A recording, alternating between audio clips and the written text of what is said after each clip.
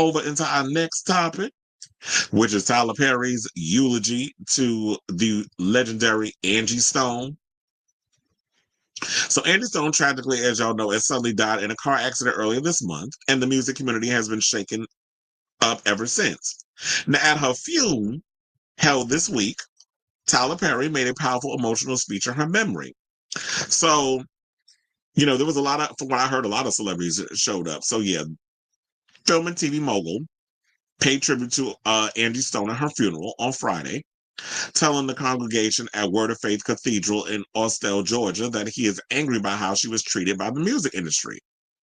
And remember, or maybe I didn't bring this up before because I wanted to celebrate the legacy of Angie Stone. Y'all already know, like when we did her celebration, I love me some Angie Stone. I love her music. I've always loved everything about her. Like I told her, I was in a whole dirty backpack, neo soul type of, that was like my shit back in the day. When it came to like that whole genre of music, it was her, it was Erykah Badu, it was Vivian Green, it was it was D'Angelo, it was Music Soul Child. Like I was listening to a lot of that music coming up at that time.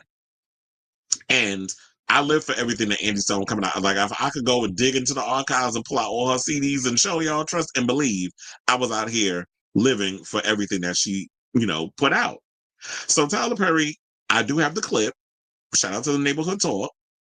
And of him speaking out about the music industry, because she did mention, they said that weeks prior, and I didn't even know about this until I saw a lot of people talking about it. They said that she was calling out the music industry, saying they was robbing her.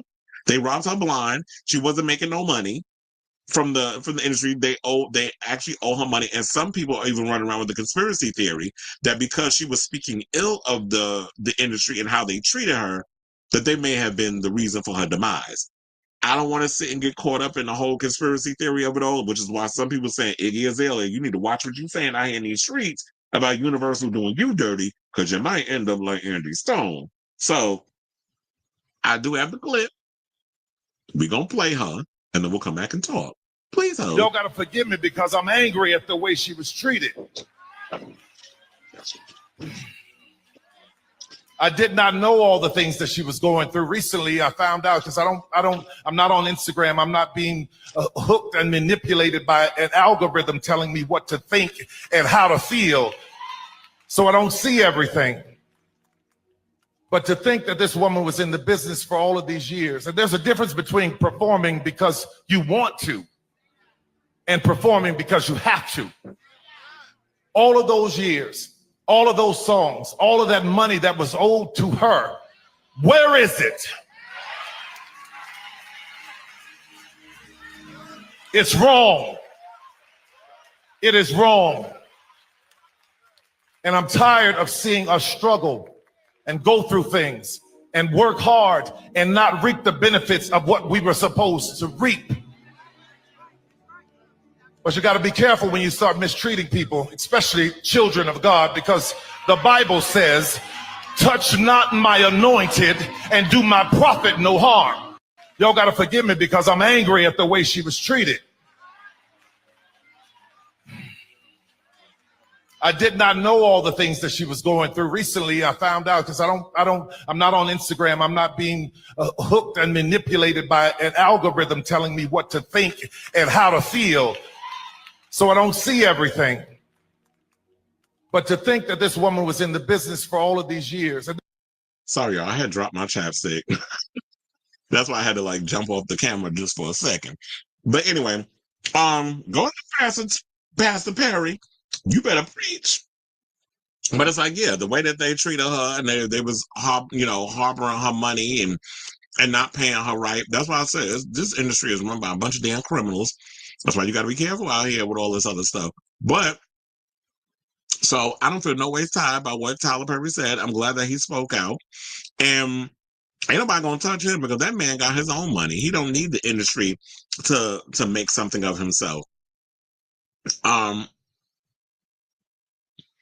He also recalled the lyrics to Stone's hit single "No More Rain in This Cloud," telling the congregation, he said, "My sunshine is coming. I'm all cried out.